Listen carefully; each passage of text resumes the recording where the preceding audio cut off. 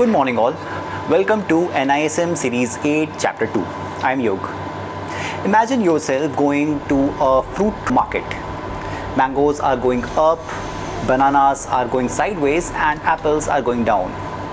Now if someone asks you whether the whole fruit market is going up or going down, would you check each fruit individually? That's exactly where market indices were born. You need a single number that tells you the health of the entire market. In this video, we will cover what's an index, types of indices, impact cost, index management, and before concluding, application of indices. Let's start.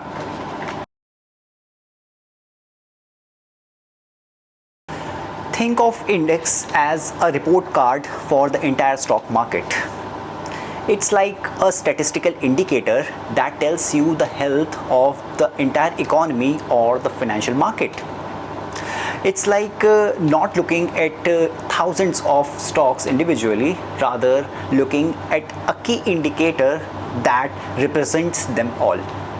For instance, Nifty 50. It consists of 50 large companies in the Indian stock market.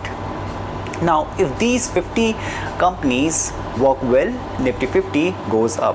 And if these 50 companies go down, the Nifty 50 index also goes down. Indices are important for three main reasons. It acts like a market indicator. Instead of looking at thousands of stocks individually, investors look at indices when they have to judge if the market is going up or down. Benchmark. Many mutual funds and companies benchmark their returns with respect to an index. For instance, if Nifty grew by 15% in a financial year and that mutual fund gave a profit of 20%, then that mutual fund did at par the Nifty benchmark.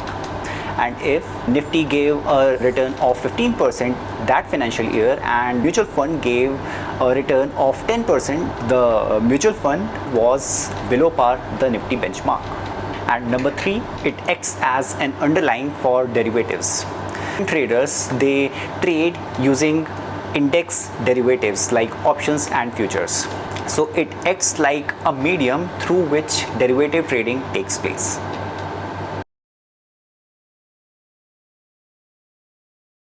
NISM discusses four major categories of indices. Number one, market cap weighted index. This is the most important one.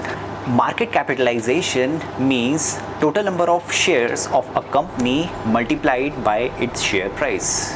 Now, for instance, company A has a total of 100 crore shares and each share costs rupees 100. Its market cap will be equal to 1000 crore rupees. Similarly, if there is a company B which also has 100 crore shares but each share costs rupees 20, its market cap will be equal to 2000 crore rupees. Now, which company do you think would influence the index more? Obviously, company A, because it has a larger market capitalization. Think of it like there are two friends and they are contributing to buy a pizza. If one person pays rupees 500 and the other pays 50, who do you think has a major say in what will be the toppings in that pizza? Obviously, the one contributing rupees 500. Similarly, bigger companies influence market cap weighted index more. Historically, Nifty and Sensex were designed using this methodology. The free float market capitalization. Not all shares are available for trading. Some are held by promoters, some are held by government, and some are held by strategic investors. These shares are rarely traded. Only the shares held by the general public is traded, and this is called free float shares. Now, the formula of free float share capitalization is simple. It's the total number of such shares multiplied by the share price. If suppose a company has 10 number of shares available to the general public and each share costs rupees 100, then the market capitalization of such a company will be rupees 1000. This is what Nifty and Sensex use today. Not very important from the NISM point of view, the price weighted index. Here the stock having a higher stock price gets more weightage in the index. For instance, company A is trading at rupees 100 and another company B is trading at rupees 150. Then the company B will have a higher influence in this index. Now there are two famous indices that use this formula: the Dow Jones Industrial Average, the Nikkei 225.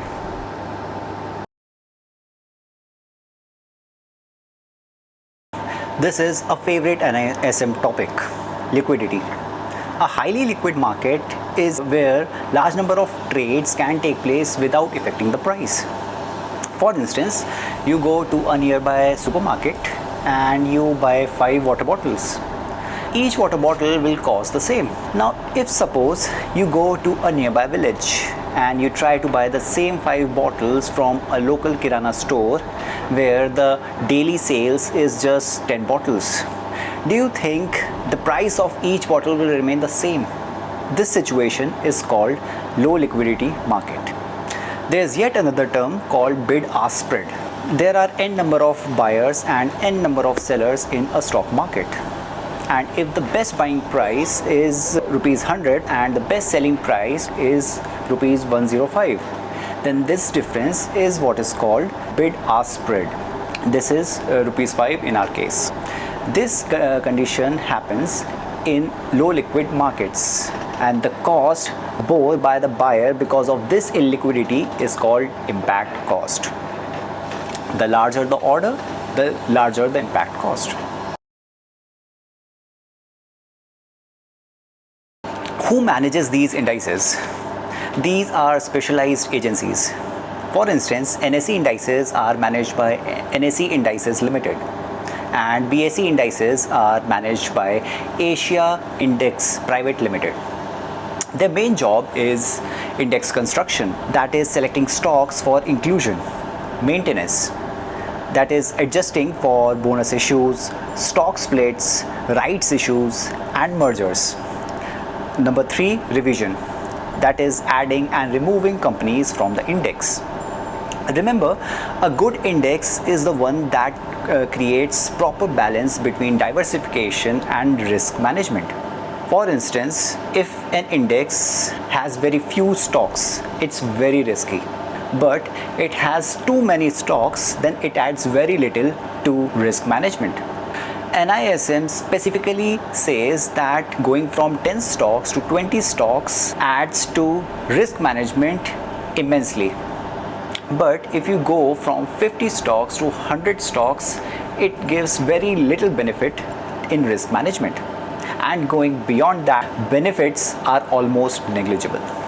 Then who takes the final decision? It's the index committee. Remember this for the exam point of view.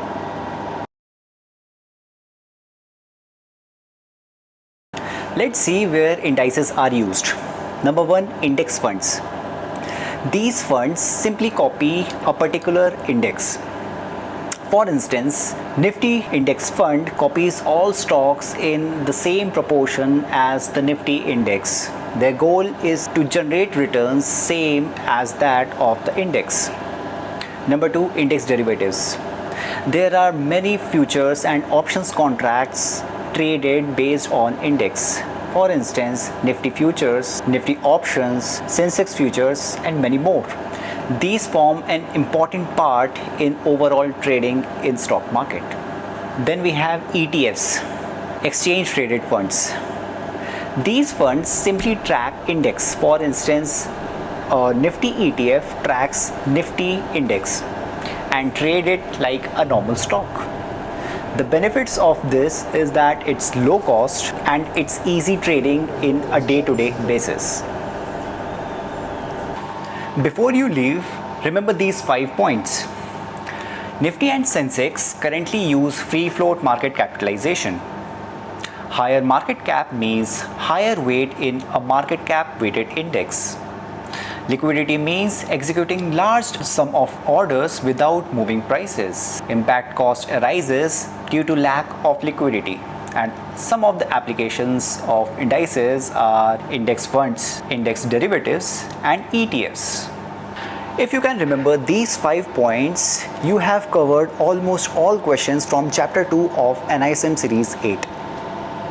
If you have any doubts, feel free to ask them in the comment section below. And I have also added the link to Chapter 1 of this series in the description box below. And see you in the next one. Thank you for watching.